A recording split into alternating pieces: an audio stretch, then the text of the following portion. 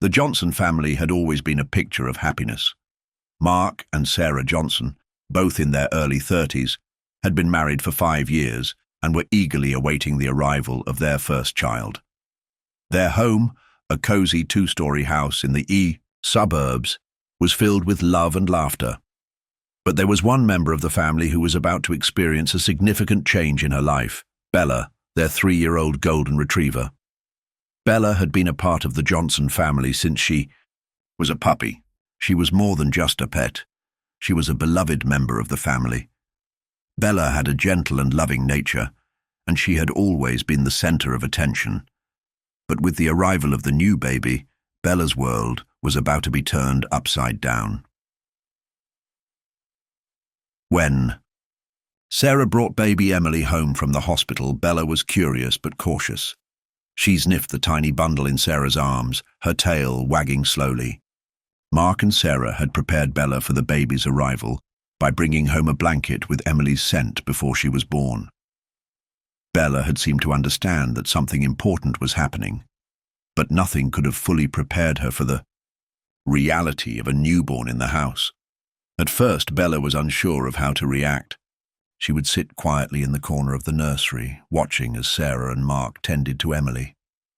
But as the days went by, Bella began to show signs of protectiveness. She would follow Sarah around the house, always keeping a close eye on the baby. And when Emily was placed in her crib, Bella would lie down nearby, her ears perked up, ready to spring into action at the slightest sound.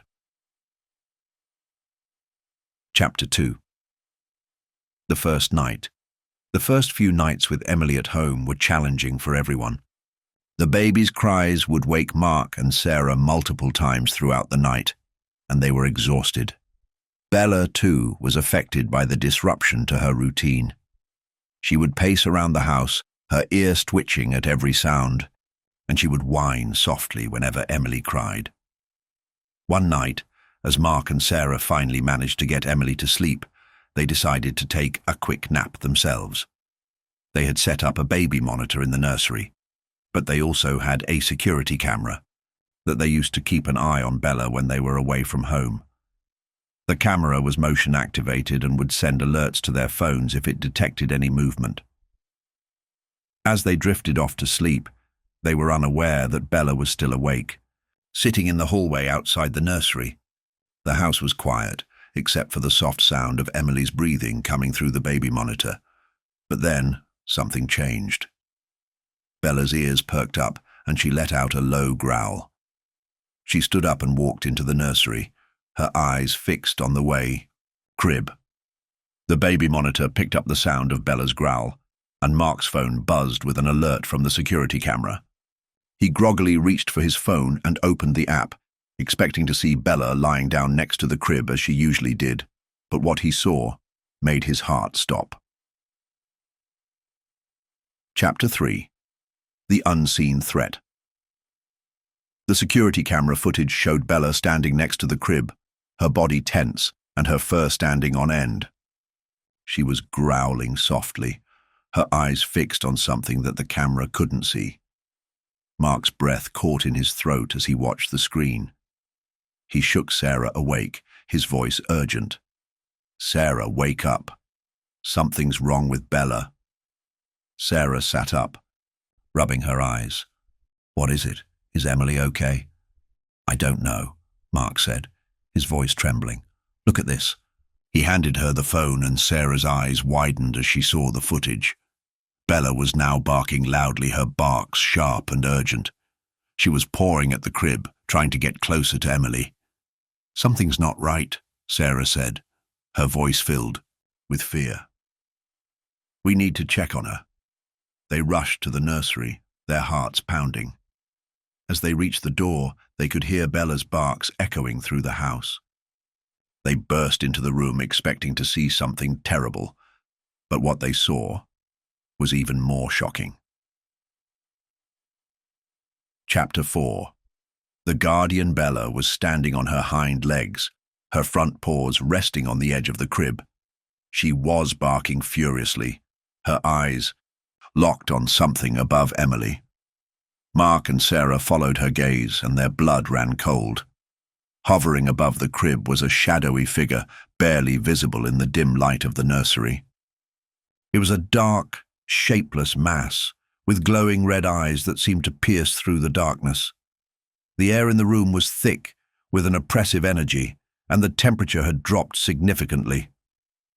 Mark and Sarah were frozen in place, their minds struggling to comprehend what they were seeing. But Bella was not afraid.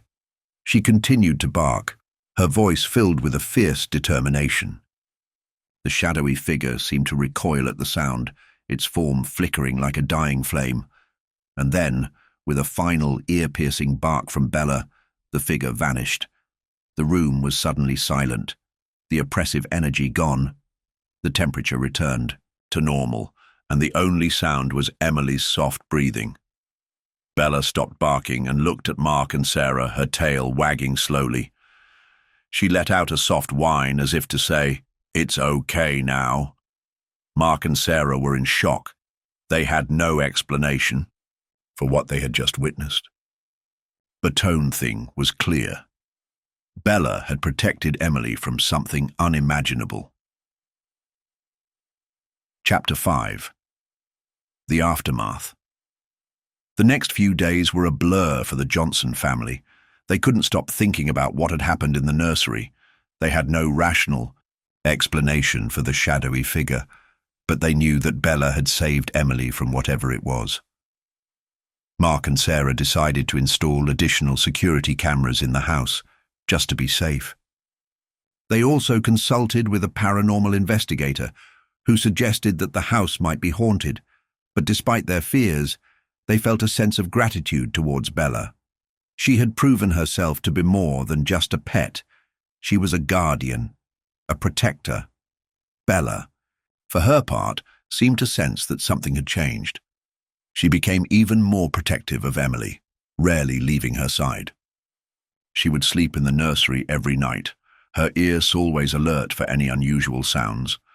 And whenever Mark and Sarah checked the security footage, they would see Bella lying next to the crib, her eyes scanning the room for any signs of danger. Chapter. Of the bonders. The weeks went by, the bond between Bella and Emily grew stronger. Emily, now a few months old, would giggle and reach out for Bella whenever she saw her. Bella would gently nuzzle Emily's hand, her tail wagging happily. It was clear that Bella loved Emily as much as she loved Mark and Sarah. Mark and Sarah, too, felt a deeper connection with Bella. They had always loved her, but now they saw her in a new light. She was not just a dog. She was a hero, a member of their family who had risked everything to protect their child. They began to take Bella on more outings, making sure she felt appreciated and loved. They bought her new toys and treats, and they even threw her a small thank you party, complete with a dog-friendly cake. Bella, of course, had no idea why she was being celebrated, but she enjoyed the attention nonetheless. Chapter 7. The mystery deepens, despite their efforts to move on. Mark and Sarah couldn't shake the feeling that something was still off. They began to notice strange occurrences around the house. Doors opening and closing on their own, faint whispers in the middle of the night, and cold spots in certain rooms. They tried to rationalize these events, but deep down, they knew that something was not right. One night, as they were watching TV in the living room, they heard a loud crash coming from the nursery. They rushed upstairs, their hearts pounding, only to find Bella standing in the doorway, growling softly. The room was in disarray. The crib had been overturned and Emily's toys were scattered across the floor. But Emily was safe, cradled in Bella's arms. Mark and Sarah were horrified.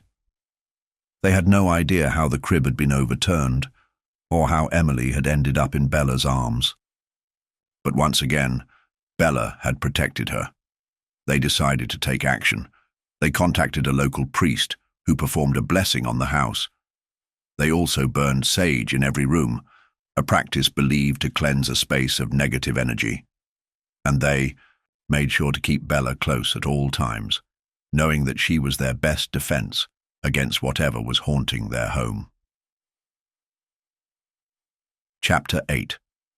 The Final Confrontation. The strange occurrences continued, but they became less frequent over time.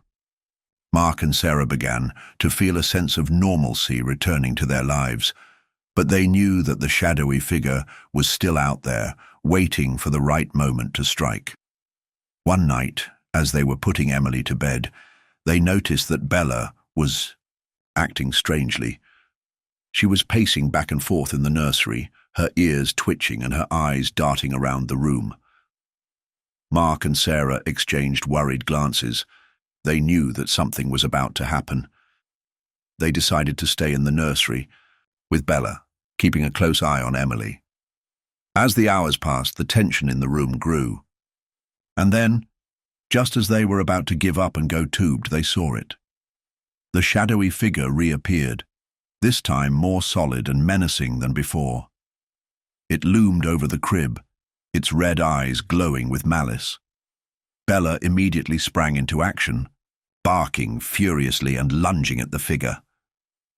Mark and Sarah were frozen in fear, but they knew they had to protect Emily. They grabbed the baby and backed away from the crib, their eyes never leaving the figure. Bella continued to bark, her voice filled with a fierce determination. The figure seemed to grow weaker with each bark, its form flickering and fading. And then, with a final ear-piercing bark from Bella, the figure vanished once again. The room was silent, the oppressive energy gone. Bella stopped barking and looked at Mark and Sarah, her tail wagging slowly. She let out a soft whine, as if to say, "It's over." Chapter 9. A New Beginning. The shadowy figure never returned after that night.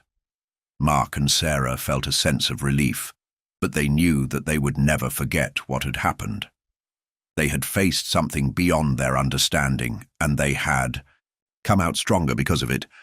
Bella, too, seemed to sense that the danger had passed. She returned to her usual routine, but she remained as protective of Emily as ever. The bond between them continued to grow, and Mark and Sarah knew that Bella would always be there to watch over their daughter. As the years went by, the Johnson family continued to thrive. Emily grew into a happy and healthy child, and Bella remained by her side every step of the way. Mark and Sarah often reflected on that fateful night, and they knew that they owed everything to Bella. She was more than just a dog. She was a hero, a guardian, and a beloved member of their family. And they would always be grateful for her unwavering loyalty and love. Epilogue.